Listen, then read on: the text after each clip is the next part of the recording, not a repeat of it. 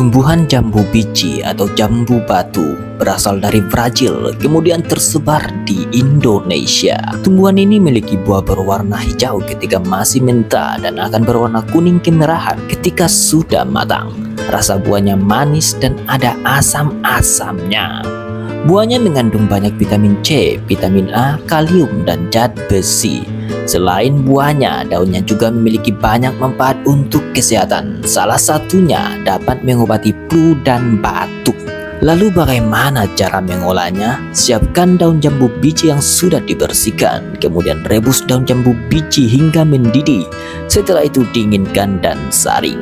Minumlah rebusan daun jambu biji 1 gelas sehari dan rasakan manfaatnya.